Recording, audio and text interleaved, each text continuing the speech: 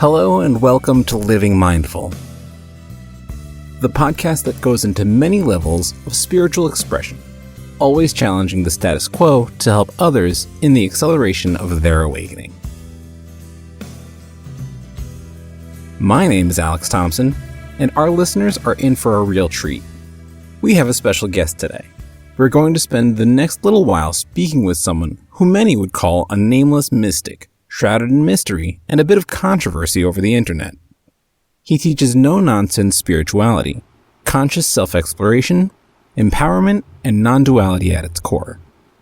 He, for now, goes by the name of Anon I.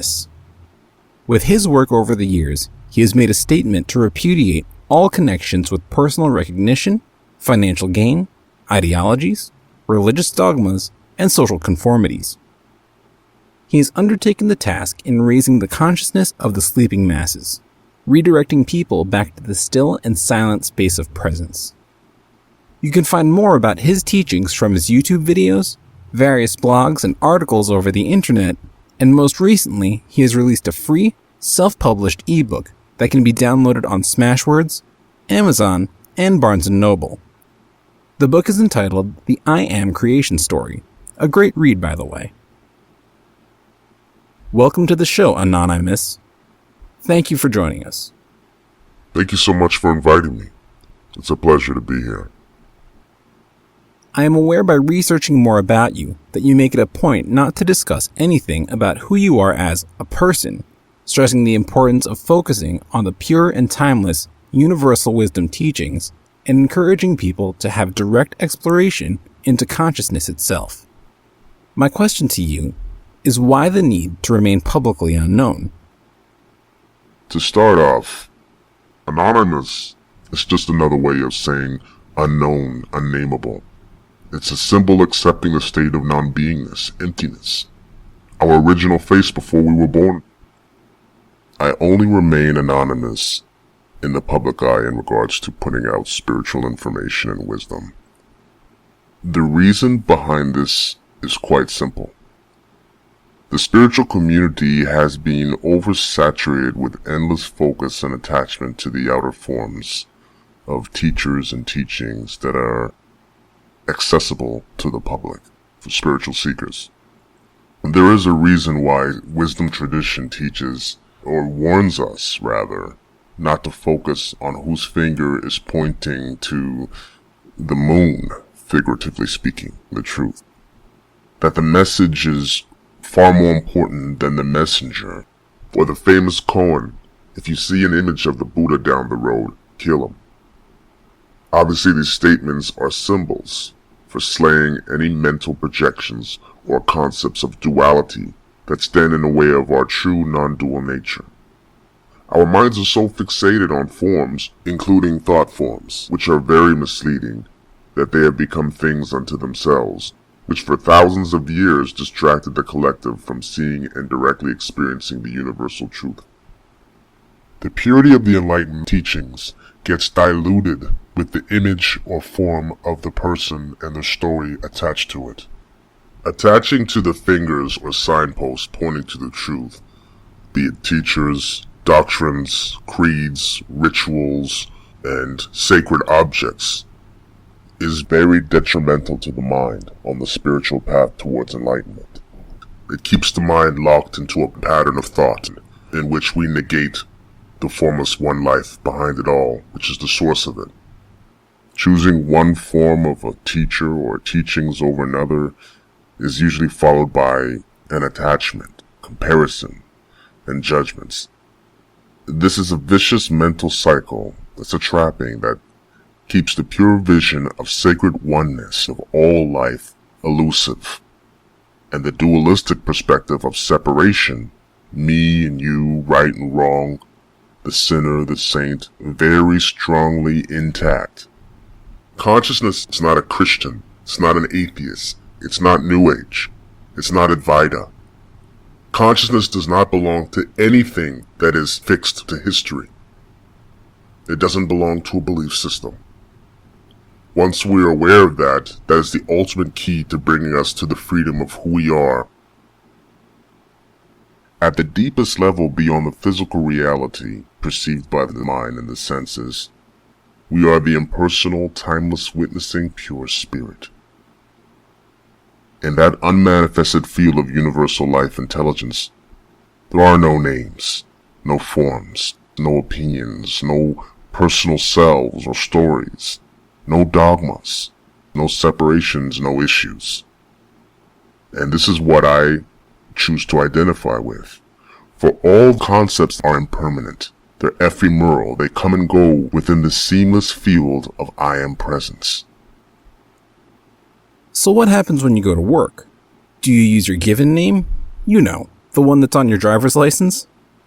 What do your friends and family refer to you as? That life in the world of form still continues, as it were. Nothing has changed on that level, because the form identity undoubtedly remains. I still pay taxes, I go to work, I have relationships, and play the social roles. But in the spiritual understanding to things, I am making a statement of my own nobodiness by representing spirit. So there's two distinct realities that are going on.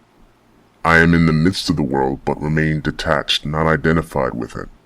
It's about being in the world, but not of it. We're all here to perform the duties of life. It's important just not to lose consciousness or presence in it, being entangled in the personal character or the story. Anonymous is pretty much taken from the word anonymous. In a spiritual context, it is only a symbol, an impersonal, shall we say, narrator in the backdrop. In this way, this character is subtly pointing back to the timeless wisdom or truth of our non-dual essence of being. That's the point. We are redirecting it straight back to the spiritual dimension, without any form distractions. All forms that temporarily arise out of consciousness are negated. That is to say, the end of seeking a sense of a personal self in them are dropped on this level, and there is nothing left to identify with. In your writings, and especially in your ebook, which I thoroughly enjoyed by the way, you speak a lot about the ego. So can you tell our listeners what is your interpretation of ego? Many people claim that they know themselves or that they love themselves, but in reality, they're holding on to a self-image. A composite of thoughts, ideas of how they see themselves. But it's really the ego in disguise. They don't see themselves for who they truly are, beyond their preconceived and preconditioned biases and opinions, memories and experiences, or thoughts and emotions. If I were to ask you who you are, you would probably start off answering me that you're your name or your occupation, some personality traits, your strengths, your weaknesses, your ethnicity, your political views. But all of these things are concepts created out of the thinking mind. Ego is Latin for the distinct conceptual sense of an I. It is a mental construct of your form identity. The ego's object referral. It sees everything through the pseudo lenses of division, distinctions, conflict, scarcity, and a sense of specialness. Once caught in the web of this dualistic thought-constructed identity, we eventually develop personal feelings of incompleteness, of lack, of loneliness, of fear, in this illusory sense of disconnection. The ego is needed and very helpful in regards to our own survival, our own protection for our physical body on this planet. What happens is it's tackled on too much responsibility outside of its own roles that it was designed to play. And that became the problem. It needs to define and label and judge and react, and to measure things in order to create a sense of rigid boundaries. It needs to empathize, this is the separate me, and that is the other. In this way it can feel secure, it can feel comfortable, and in control of what little it understands of the nature of the totality of life. Our reality is shaped by our self-defining beliefs that we hold about ourselves and sense of purpose. But most of what we've bought into are our social conditionings that keep us at bay. Unconscious beliefs beginning with I am statements form a script for our lives that define and limit what we believe we are capable of manifesting or what we think is possible in the world that we live in. The more you identify with it, the more you lose consciousness or presence in it, and are destined to personally suffer. The whole point of meditation, or to be able to return back to your true essence identity, is to experience the self beyond all of these conceptualized thinking by cultivating present moment awareness. When this flowering happens in you, nothing will affect your inner space of being. Natural joy, wisdom, and love will simply unfold in you effortlessly. You don't become mindless, you become mindful. Conscious, not unconscious. So in order to stop personal suffering, do we have to go beyond our ego? Is that even possible in this world? Have you ever heard of the saying that we are not human beings having spiritual experiences, rather that we're spirit having human experiences? That is a very powerful statement. We in the world have the truth in reverse, which is settling for the illusion, the appearance of a separate sense of doership. An apparent identity that we hold on to is not the whole truth. We believe ourselves to be the person. And with that comes the sense of limitation and powerlessness, and a personal story of how we see and feel about ourselves, how we feel about other people, and the world as a whole. It becomes tremendously distorted. It is important to recognize our true spiritual nature, which is not bound by the lenses that comes through, that limits, that separates, that makes us forget our divinity. We can transcend the ego mind by recognizing it within us for what it truly is. It is our temporary self-image, but it is illusory. It's not our true nature. It's what our mind thinks of who we are. We can use it, but it would be unwise to be unconsciously used by it. So presence is very much needed. Every time you create a gap or a space of aware presence in the stream of egoic thought, it loses its power or grip over your conscious presence. The light grows stronger in you, and the ego domination and control is neutralized. There is a greater mysterious part of ourselves, this I am essence, which is the true genesis of our being. It's our fundamental self, before our identity with the body and the mind and all the stories that surround it came into being. This eternal fundamental part of us does not come and go, it never leaves. You have openly spoken out against spiritual businesses, people making financial profits from the subject of spirituality. Can you elaborate more on that? Let me say I am not against anyone or anything out there. There is no resistant energies that way. I'm not here to tell anybody what to believe, what to do, or how to live their life. I can only speak based on what I know to be the transparent truth. Another word for love at the deepest level is oneness. No one is left out. True spirituality is the sharing of universal love, universal compassion, helping others to awaken to the truth of themselves, letting go of all that we are not.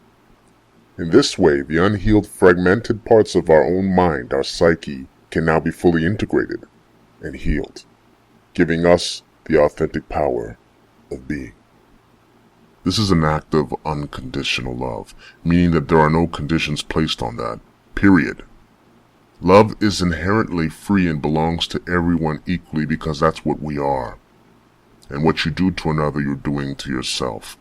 It's like air we breathe. It doesn't cost a thing. It is the true sharing of knowledge, wisdom, guidance that comes from the heart, without any hidden motives or strings attached to it. It is a selfless act. There is no interference, none whatsoever, from the programmed business mind. No one particular person, group, or doctrine has the monopoly over the truth and can claim it as their own, to control it.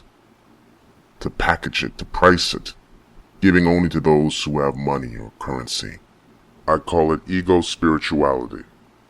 Take a look at all those around us, the ambitious minds seeking personal gain, profit, fame, power, and status for the things that they themselves have learned at some point in their lives that may have helped them or given them guidance or wisdom. This kind of love of selling truth is impure, and it's conditional. It all boils down to choice, Alex. Whether we choose to remain a head-centered individual full of ambition, competition, and self-centeredness based on our conditionings, or we make the choice to be heart-centered, acting out of grace, selflessness, and unconditional love. It's either the head or the compassionate heart. We all have to make that choice. If that's the case, then what about people that are involved with selling alternative medicines, healing oils, energy rocks, and organic foods? Are they also, in your view, participating in marketing spirituality? No.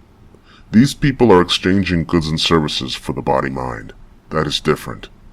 What I'm referring to mainly is to the people that are trying to market or make a profit from spiritual tools and information in order to help those find themselves, waking up to their true nature, in other words, becoming liberated or enlightened in that sense.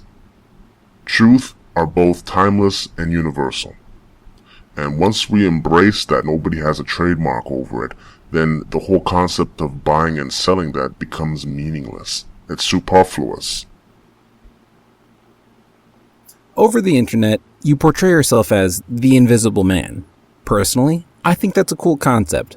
But do you think people may not take you that seriously when you put an image out there like that? What kind of reception do you get from the people? The people who do get the message understand the method to the madness. It is not easy for the conditioned minds to embrace this. Only because we live in a society that places a larger value on the finger than where the finger is pointing to. We are obsessed with digging into appearances, the who, what, where, and when thinking mind.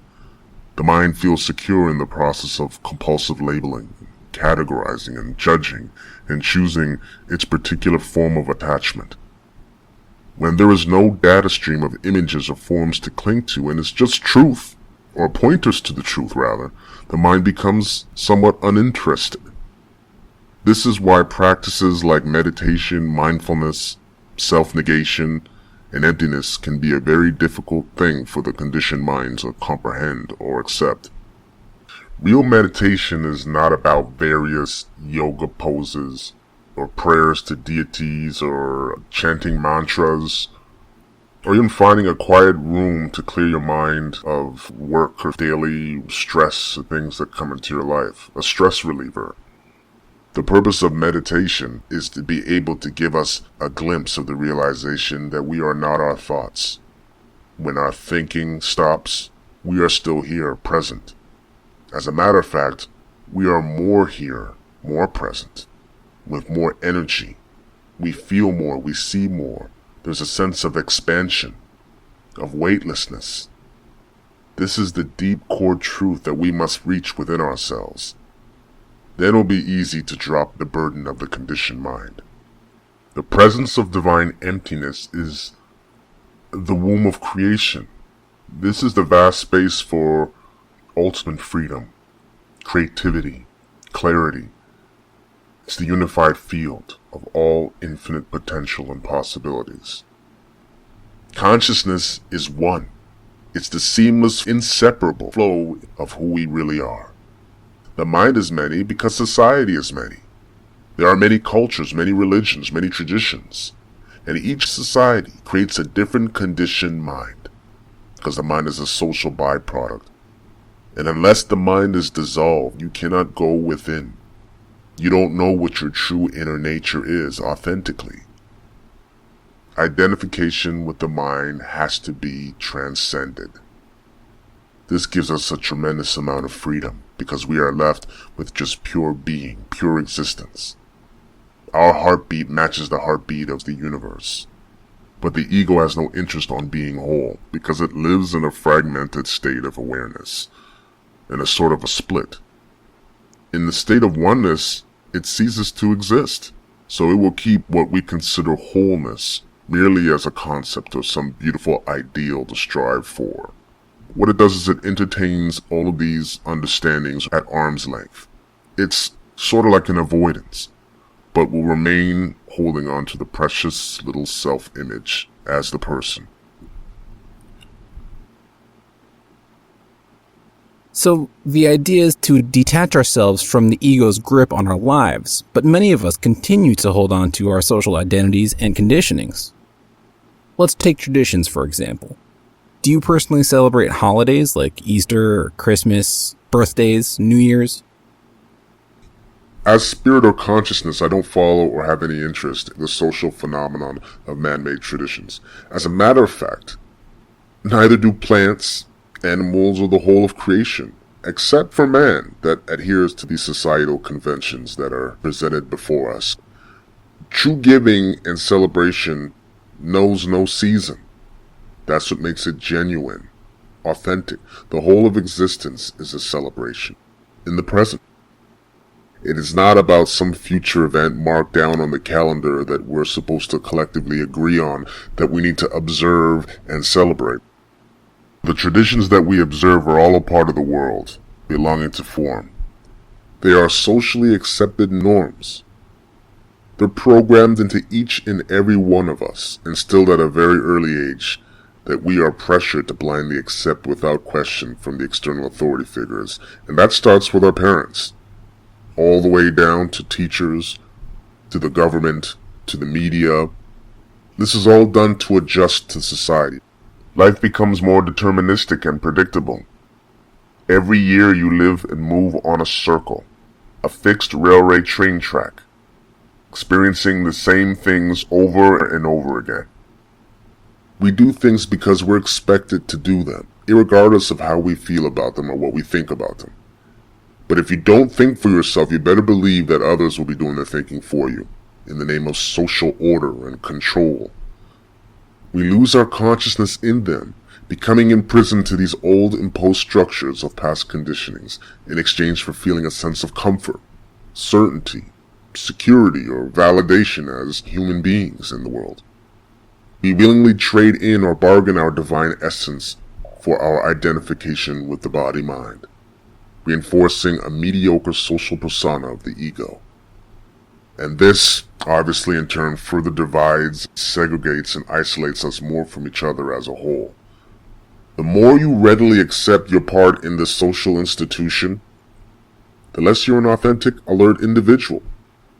It would be too much of a radical approach for the unconscious minds of the masses, which are not at their center, to entertain this deeper reality that I'm speaking of for a long, extensive period of time.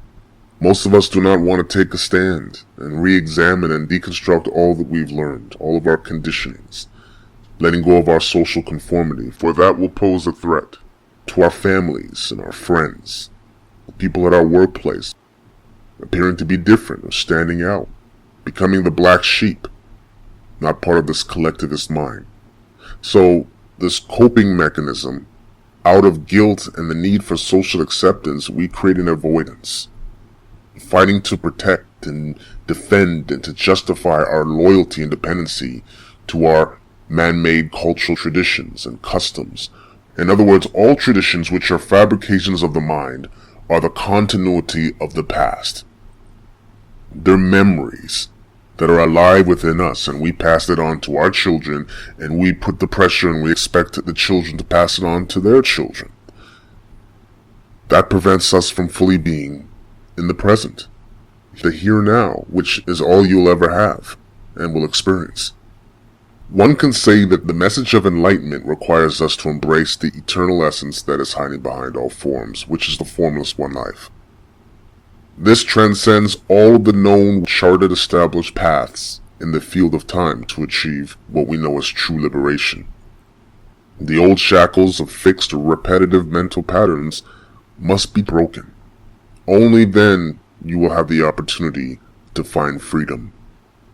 Spiritual enlightenment is the greatest revolution there can ever be, for it is the sovereignty of our unconditioned flame of awareness that breaks free from all consensus rigid forms of obedience that we see externalized out there. Organizations, social status, competition, ambition, religions, traditions, patriotism, or the opinions and belief systems that we've picked up and adopted by others around us. There is nothing higher than pure, infinite consciousness itself. Nothing else needs to be added to our deepest ground state of being. One is living present in the world, being open and fearless and unprotected by the past, not mechanically a part of the system, but humbly free from it, neither for nor against it. Transcendence is key. Wow, that was really driving it home. Very thought-provoking words of wisdom and truth. Someone called that the bitter truth. I totally understand where you're coming from. I can't believe so much time has passed. Is there anything you would like to leave our listeners with on the remaining time that we have today? We are all individuated units or extensions of this unmanifested creative source. We are as sources, meaning we're one and the same. Paradoxically, we, through functioning through the body-mind as a conduit, came from this unfolding field of infinite potential. And at the same time, we are that field. We temporarily have a physical personal self that arose out of consciousness, and we have a larger non-local and non-physical self, which is unconditioned awareness. This is mostly unrecognized by the collective minds. This involves deeper exploration of consciousness and a direct experience to arrive to the place that we have never left, only forgotten. We are already it, only pretending that we're not. Learning this, awakening to this, is our birthright. We are here to expand, express, experiment, and experience this space-time reality of form in any which way we choose. That's the freedom of creation. That's our free will. This third-dimensional, fully interactive multiplayer game of life is the stage, the template, to which the one-life intelligence can enjoy its infinite creation, you can say. Our external reality, through the mind and senses, is a mere reflection of our inner reality, which is our state of consciousness. You cannot truly change what is reflected in the glass mirror without first changing what the mirror reflects. The external mirror represents the world you live in. What you get out of this is what you put into it, whether it be consciously or unconsciously. It is your creation, your experience. It's up to you. You are the determiner. Consciousness is what creates your experience. We could choose to see the world as separate, fearful, negative, competitive, full of scarcity, without any purpose or rhyme or reason besides surviving. This reductive way of looking at reality, as if we were just biological machines, functioning, consuming, procreating, and trying to get by in life. These are the distorted belief systems that we buy into, and we react out of those. Or you can choose, by your state of expanded awareness, to see and respond to the universe as being interconnected, conscious, harmonious, abundant, meaningful, loving, and that will determine how you will experience the reality that you're in. I would say as a message to all spiritual teachers on the planet that it's important to take a stand and have the courage enough to truly embrace your inner state of emptiness, your nobodiness. It's not a question of catering to the public in a certain way, all in the name of people finding a form or the person that they can tangibly relate with for whatever agenda that you have putting out there. The purity of the teachings is most important. Whether you choose to represent the brand of Buddhism, Hinduism, Taoism, Christianity, the Kabbalah, New Age, advertising yourself as a channeler, a Reiki healer, or being a self-appointed Eastern or Western master of non-duality, it doesn't matter. Seekers will flock to these forms of teachings. But they are just another trapping, another stopping place for the mind to settle into. All spiritual teachers must go through the process of self-negation, in other words, letting go of all form identifications and attachments, without fear of losing their followers or their customers, with only the pure message to give to others. All of those people that are advertising or putting themselves out to appear enlightened or spiritually awakened, when enlightenment happens, there is nobody to claim it. The person disappears into a seamless field of this nameless and formless universal oneness. Like a drop in the ocean, it dissolves. This is the mystical death of the ego and its control over you. In that state, there is no hierarchy. There are no titles. There are no gurus or masters or followers or disciples in that sense. It is all integrated, brought back into the non-dual grounded state of being. And as I said before, it's important to slay anything that comes in the way of that direct God realization. I also want to clarify that ritualistic practices, techniques, dogmas, and external teachers of any kind are not classified as bad or negative. However, people do not need to cling to them for permission in order to get in touch with their greater non-physical self. Practices and forms in and of themselves do not have any independent power to make you more happy, more spiritual. As a matter of fact, these forms can be very restrictive and dependent, having more to do with the mind than of the spirit. You do not have to learn to connect with who you already are by using the excuse of some external intermediary between you and the source. You only have to be conscious, accepting who and what you already are through the total surrender of your timeless essence of pure being. The mind can attempt to make me out to be one who is against form by what I'm trying to reveal.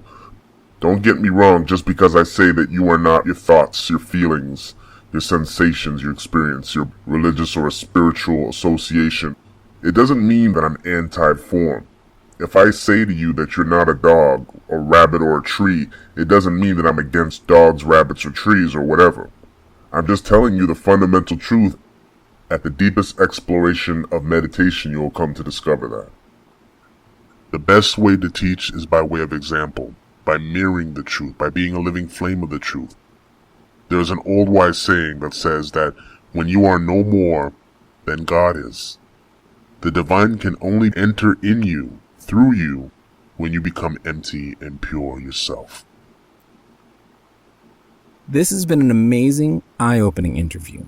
I can honestly say that I've not seen anyone go out of their way to embody this message in this way. Thank you, Anonymous, for joining us. I hope you can come back again soon. And thank you all for tuning in, and be sure to subscribe so you can be notified about our next enlightening interview on Living Mindful. I'm Alex Thompson. Go with presence. Namaste.